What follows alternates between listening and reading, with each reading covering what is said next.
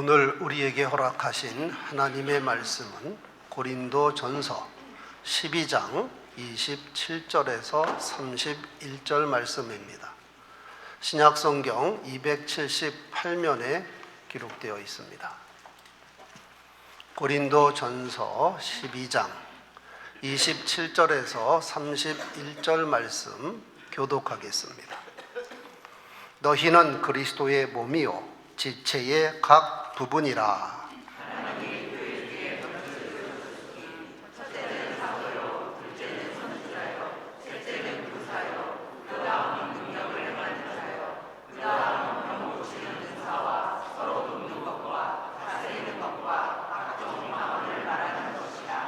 다 사도이겠느냐?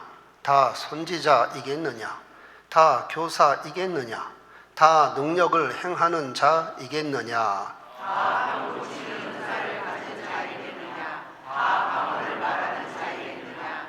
다 통역하는 자이겠느냐? 31절 함께. 너희는 더욱 큰 은사를 사모하라. 내가 또한 가장 좋은 길을 너희에게 보이리라. 아멘. 오늘은 재직 주일이라 해도 좋을 듯합니다. 낮 예배 말씀의 제목은 재직, 그 영광스러운 이름. 오늘 찬양 예배는 재직 헌신 예배로 드리고 이어서 재직 세미나를 갖는 날입니다. 재직, 모든 재, 직분 직, 모든 직분. 그래서 재직회, 모든 직분자들이 모이는 회의입니다. 그런데 여러분, 교회의 직분은 정말 영광스러운 것입니다. 첫째, 직분은 하나님께서 맡겨주신 것이라 영광스러운 것입니다. 구약시대 여러 가지 성물들이 있었습니다. 언약궤부터 시작해서 번제단, 향단, 촛대, 진설병, 상, 부젓가락, 제사장 성의 등등. 또한 제사에 사용되는 물품도 있었습니다. 향, 진설병, 제물들. 그런데 이런 것들을 다 거룩하다 하셨습니다. 여호와께서 모세에게 명하시기를 너는 관유를 가져다가 성막과 그 안에 있는 모든 것에 발라 그것과 그의 모든 기구를 거룩하게 하라. 그것이 거룩하리라. 관유에 특수한 화학 성분이 있어서가 아니라 거룩하신 하나님께서 말씀하신 대로 하니까 거룩해지는 겁니다. 출애굽기 29장 37절에 보면 제단에 닿기만 해도 거룩하다 하셨습니다. 너는 이레 동안에 제단을 위하여 속죄하여 거룩하게 하라. 그리하면 지극히 거룩한 제단이 되리니 제단에 접촉하는 모든 것이 거룩하리라. 이는 물질 때문이 아니라 목적과 의미로 인하여 거룩하다 하는 말입니다. 즉 거룩하신 하나님을 위해서 쓰임받기 때문에 거룩한 겁니다. 여호와 하나님은 온전히 거룩하신 하나님이시라. 하나님과 관련된 모든 것은 거룩하게 인정받은 후에 드려지게 되어 있습니다. 하나님께 드려지는 양과 소도 동물 자체가 거룩한 게 아닙니다. 하나님께 드려지기 위하여 거룩하다고 인정하셔서 거룩한 겁니다. 이렇게 물건이나 동물도 하나님과 관련되면 거룩하거늘 하나님과 관련된 사람이야 어찌 거룩하지 않겠습니까? 제사장, 거룩한 직분입니다. 출애굽기 28장 41절 너 모세는 그것들로 제사장 성의입니다. 내 형 아론과 그의 아들들에게 입히고 그들에게 기름을 부어 위임하고 거룩하게 하여 그들이 제사장 직분을 내게 행하게 하라. 제사장, 거룩한 직임입니다. 레위인들 거룩한 집합니다. 너는 이같이 이스라엘 자손 중에서 레위인을 구별하라. 그리하면 그들이 내게 속할 것이라. 내가 그들을 정결하게 하여 요제로 드린 후에 그들이 회막에 들어가서 봉사할 것이니라. 그러면 제사장과 레위인만 거룩할까요? 모든 이스라엘 백성들이 거룩한 백성입니다. 레위기 19장 1절 2절 여호와께서 모세에게 말씀하여 이르시되 너는 이스라엘 자손의 온 회중에게 말하여 이르라. 온 회중 너희는 거룩하라. 이는 나 여호와 너희 하나님이 거룩함이니라. 신약시대 주님의 몸된 교회가 거룩하고 교회를 섬기는 모든 직분자들이 거룩한 사람입니다. 거룩한 이유는 하나님께서 세우셨기 때문입니다. 본문 28절입니다. 하나님이 교회 중에 몇을 세우셨으니 첫째는 사도요, 둘째는 선지자요, 셋째는 교사요, 그 다음은 능력 행하는 자요, 그 다음은 병 고치는 은사요, 서로 돕는 것과 다스리는 것과 각종 방언 말하는 것이니라. 여기서 중요한 것은 교회의 모든 직분자들은 하나님께서 세우셨다는 사실입니다.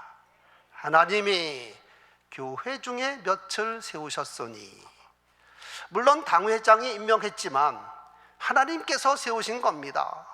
마치 모세를 통해서 아론을 제사장으로 세웠는데 이는 하나님께서 세우신 것이지 모세가 세운 게 아닙니다. 홍성교회 모든 재직 여러분, 여러분은 하나님께서 세운 재직인 것을 믿으시기 바랍니다. 그래서 거룩하고 그래서 영광스러운 사람들입니다. 두 번째, 직분자는 그리스도의 지체이기에 영광스러운 겁니다. 신약시대 교회를 어떻게 정의합니까? 교회론에 초점을 맞추어 기록한 에베소서에서 이렇게 말씀하십니다. 교회는 그리스도의 몸이니 만물 안에서 만물을 충만케 하시는 이의 충만함이니라. 예수께서 공생의 기간에 예루살렘 성전을 정화하셨습니다. 정화했지만 뒤집어 엎은 겁니다. 실제로 예루살렘이 발칵 뒤집혔습니다. 이에 유대인들이 예수께 말하기를 내가 이런 일을 행하니 무슨 표적을 우리에게 보이겠느냐? 내가 이렇게 할 자격이 있느냐? 만약 자격이 있다면 표적을 보여라, 표적. 이에 예수께서 폭탄 선언하십니다. 너희가 이 성전을 헐라. 내가 사흘 동안에 일으키리라. 유대인들이 또다시 놀라 말하기를 아니 이 성전은 46년 동안 지었거늘 네가 3일 동안에 일으키겠다니 말이 되느냐? 예수님 말씀이 무슨 뜻일까요? 예수는 성전된 자기 육체를 가리킴이시더라. 내 몸이 성전인데 나를 죽여라. 내가 사흘 만에 다시 살아나리라. 여러분, 신약의 교회는 예수 그리스도의 몸인 것을 믿으시기 바랍니다. 교회는 그리스도의 몸이니 만물 안에서 만물을 충만케 하시는 이의 충만함이니라. 그런데 몸에는 여러 지체들이 있습니다. 본문 27절 너희는 그리스도의 몸이요 지체의 각 부분이라. 직분자들과 성도는 그리스도의 몸의 각 지체들입니다. 우리 몸에도 여러 지체들이 있는데 필요 없는 지체가 없습니다. 아무것도 하지 않는 지체가 없습니다. 각각 자기의 역할을 감당하고 있습니다. 또한 우리 몸의 모든 지체는 다양성과 통일성의 조화를 이루고 있다는 사실입니다. 오장육부 생김새가 각각 다릅니다. 눈과 코가 생김새가 다르고 코와 손가락 생김새가 다릅니다. 역할도 다릅니다. 눈이 하는 일, 코가 하는 일, 손가락 하는 일이 서로 다릅니다. 그런데 다르다고 해서 각각 노는 것이 아니라 머리를 중심으로 전체 유기적으로 연결되어 있습니다. 여러분, 치아에 문제가 있으면 치통, 머리까지 지끈거리고 온몸이 불편합니다. 발톱에 문제가 생기면 발가락만의 문제가 아니라 온몸 전체가 고통스럽습니다. 교회 공동체와 이를 구성하고 있는 직분자도 마찬가지입니다. 그리스도께서 어떤 사람을 사도로, 어떤 사람은 선지자로, 어떤 사람은 복음 전하는 자로, 어떤 사람은 목사와 교사로 삼으셨으니 이는 성도를 온전하게 하여 봉사의 일을 하게 하며 그리스도의 몸을 세우려 하심이라. 여러분, 이 사실을 막연하게 생각하지 말고 실질적으로 생각하시기 바랍니다. 우리 교회의 머리는 예수 그리스도이십니다. 나는 그 그리스도의 몸에 속하여 한 부분의 역할을 감당하는 소중한 지체인 것을 믿으시기 바랍니다. 그런데 직분이 다르고 구역이 다르다고 해서 남이 아니라 예수 안에서 한 몸이요 공동 운명체입니다. 몸은 하나인데 많은 지체가 있고 지체가 많으나 한 몸인과 같이 그리스도도 그러하니라. 이 얼마나 감사하고 영광스러운 일입니까? 세 번째, 직분자에게는 감당할 수 있는 능력과 지혜를 주십니다. 아무것도 하지 않는 사람에게는 능력과 지혜를 줄 필요가 없습니다. 직분을 맡아 감당하는 사람에게 능력과 지혜를 주시는 겁니다. 모세가 호렙산 떨기나무 앞에서 하나님과 말로써 밀고 당기고 합니다. 애굽에 가라. 못 갑니다. 내가 함께 한다니까. 그래도 말을 못해서 안 됩니다. 이때 해결 방법은 말 잘하는 아론을 붙여주는 겁니다. 여기에 더하여 기존 사용하던 모세의 지팡이지만 하나님의 능력이 나타나는 지팡이가 되게 하셨으니 그때부터 하나님의 지팡이라 불렀습니다. 우리의 무능함과 연약함을 잘 아시는 하나님께서는 무조건 우리에게 사명을 맡기지 않습니다. 힘과 능력을 주셔서 사명을 감당케 하십니다. 광야에서 성막을 만들 때 성물의 종류도 많고 얼마나 섬세하고 정교하게 만들어야 하는지 정말 어려운 공정이었습니다. 이때 주도적으로 사명을 감당한 사람이 오홀리압과 부살렐인데 하나님께서 그들에게 지혜와 총명을 부어주셨습니다. 여호와께서 부살렐과 오홀리압을 지명하여 부르시고 하나님의 영을 그들에게 충만하게 하여 지혜와 총명과 지식과 여러 가지 재주로 정교한 일을 연구하여 금과 은과 노수로 만들게 하며 보석으로 깎아 물리며 여러 가지 기술로 나무를 새겨 만들게 하니라. 이들뿐 아니라 이 사역에 참여하는 모든 자들에게 내가 지혜를 주어 그들이 내가 내게 명령한 것을 다 만들게 할지니라. 예수께서 물고기 잡던 어부들을 제자로 부르셨는데 이렇게 말씀하셨습니다. 갈릴리 해변으로 지나가시다가 시몬과 그 형제 안드레가 바다에 금을 던지는 것을 보시니 그들은 어부라. 여러분, 어부가 대단한 사람입니까? 평범한 사람입니다. 그런데도 예수께서 이르시되 나를 따라오너라. 내가 너희로 사람을 낚는 어부가 되게 하리라 하시니 곧 그물을 버려두고 예수를 따르니라. 베드로와 안드레를 제자로 부르시는 장면입니다. 그런데 여러분, 물고기를 낚는 것도 쉬운 일이 아닙니다. 어부 뜻대로 되지 않습니다.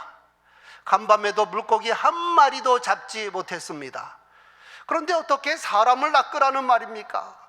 그 답은 주님께서 힘과 능력을 주시겠다. 나를 따라오라. 내가 너희로 사람을 낚는 어부가 되게 하리라. 사람 낚는 어부가 되라가 아니라 되게 하리라. 주체가 예수님이십니다.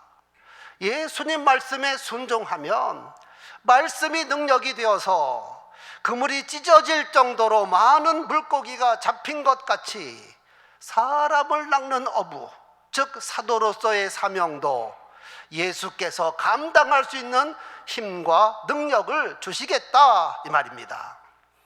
예수께서 말씀하신 달란트 비유에서도 주인이신 하나님께서는 종들에게 빈손으로 일을 시키지 않았습니다. 각각 재능에 따라서 먼저 달란트를 맡겨주셨습니다. 여기서 달란트는 물질이 될 수도 있고 재능일 수도 있고 시간일 수도 있고 능력일 수도 있습니다. 이 시대 우리들에게 직분을 맡겨주실 때에는 필요한 은혜와 은사, 능력과 재능을 주신 후에 직분을 맡겨주시지 결코 빈손으로 사역만 강조하는 하나님이 아니십니다. 하나님의 사명을 끝까지 잘 감당한 다윗은 이렇게 고백합니다. 나를 훈계하신 여호와를 송축할지라 밤마다 내 양심이 나를 교훈하도다. 내가 여호와를 항상 내 앞에 모심이여 그가 나의 오른쪽에 계심으로 내가 흔들리지 아니하리로다.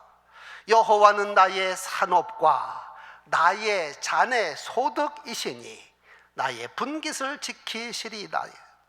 내게 줄로 재어준 구역은 아름다운 곳에 있으며 나의 기업이 실로 아름답도다. 직분자 여러분, 성도 여러분, 하나님께서 내게 맡겨주신 구역, 내게 맡겨주신 사명, 내게 맡겨주신 기업에 감사하시기 바랍니다. 감사함으로 받아 기쁨으로 섬기면 잘 감당할 수 있는 힘과 능력, 지혜도 얼마든지 주십니다.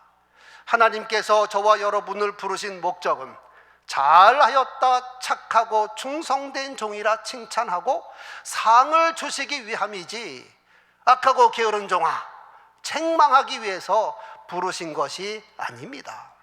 네 번째, 직분을 잘 감당하면 상급이 어마어마해서 영광입니다. 귀신의 특징은 자기를 섬기는 자들이 10번 잘하다가 한 번 잘못하면 해코지하는 겁니다. 귀신은 한마디로 못된 겁니다. 그러나 여호와 하나님은 자비와 긍휼이 풍성하셔서 우리의 연약함을 도우실 뿐만 아니라 우리의 작은 것도 크게 봐주시는 하나님이십니다. 누가복음 19장에 예수께서 말씀하신 문화 비유가 있습니다. 어떤 귀인이 왕위를 받기 위하여 먼 나라에 갔다 오는 동안 각각 자기 종들에게 한 문화씩을 맡겼습니다. 문화는 달란트에 비하면 정말 작은 돈에 불과합니다. 한 문화의 값어치는 노동자 100일치 임금입니다. 요즘으로 굳이 환산하면 일당 8만 원으로 해서 한 문화는 800만 원 정도입니다.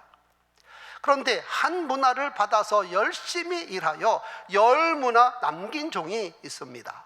주인이여, 당신의 한 문화로 10문화를 남겼나이다. 그러니까 800만 원 받아서 8천만 원 남긴 겁니다.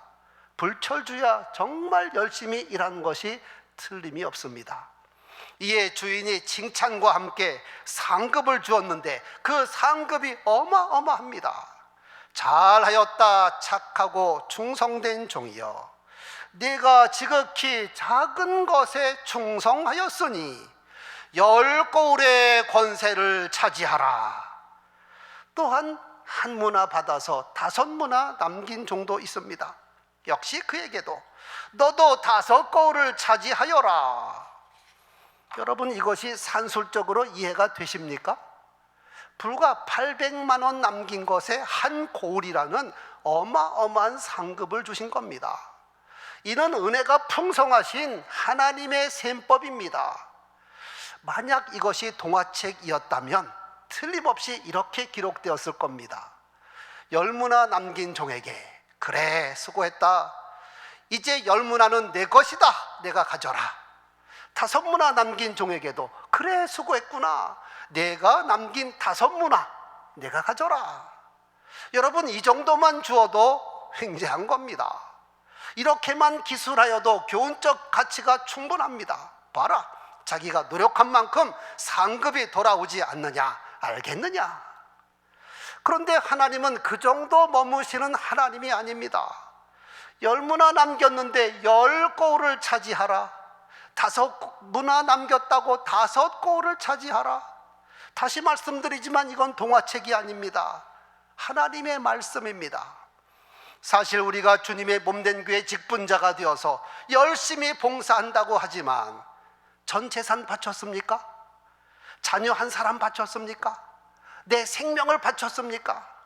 우리가 평생 헌신해도 주님께 한 것은 정말 작은 것에 불과합니다. 그런데 하나님께서는 그것을 크게 보시고 얼마나 기뻐하시며 얼마나 큰 상급을 베푸시는지 모릅니다. 실제로 아브라함이 75세에 하나님의 부름을 받아 175세 부름받을 때까지 아브라함이 하나님께 해드린 것 다 모아서 한 통 담고, 또한 하나님께서 아브라함에게 그 당대뿐 아니라 그 후에 베푸신 은혜를 다 모아서 한 통에 담는다면 어느 통이 더 클까요? 비교할 수 있을까요? 하나님께서 아브라함에게 베푸신 은혜의 통이 몇만 배, 몇억 배 더 클 것입니다. 이는 다윗에게도 마찬가지요, 베드로, 안드레, 요한에게도 마찬가지요, 즉 저와 여러분에게도 마찬가지인 것을 믿으시기 바랍니다. 하나님의 방법은 선불제입니다. 선불제. 자격도 없는데 먼저 은혜를 베푸십니다. 하나님의 방법은 초산술적입니다. 숫자로 계산할 수 없는 어마어마한 은혜와 상급을 갚아주십니다. 그러고 보니 직분이 이렇게 감사하고 영광스럽고 놀라운 것입니다. 사실 한국교회에서 집사라는 직분을 얼마나 영광스럽게 생각하는지 여러분 스스로 생각해 보시기 바랍니다. 그런데 디모데전서 3장 13절, 집사의 직분을 잘한 자들은 아름다운 지위와 그리스도 예수 안에 있는 믿음의 큰 담력을 얻느니라. 스데반 집사, 이 시대 어떤 목회자나 어떤 성인보다도 존귀한 사람입니다. 스데반 집사, 아름다운 지위와 믿음의 큰 담력의 대명사입니다. 말씀을 요약하고 마치려고 합니다. 주님의 몸된 교회의 직분자, 정말 영광스러운 것입니다. 하나님께서 맡겨주셨기 때문에 영광스럽습니다. 주님의 몸된 교회의 지체라서 영광스럽습니다. 하나님께서 감당할 수 있는 지혜와 능력을 주시니 영광스러운 겁니다. 직분을 잘 감당한 자에게 어마어마한 상급을 주시니 영광입니다. 여러분 모두 이 반열에 서게 되기를 소원합니다. 잘하였다, 착하고 충성된 종아, 내가 적은 일에 충성하였음에 내가 많은 것을 내게 맡기리니 내 주인의 즐거움에 참여할지어다. 오늘 우리 각 사람에게 주신 하나님의 말씀입니다.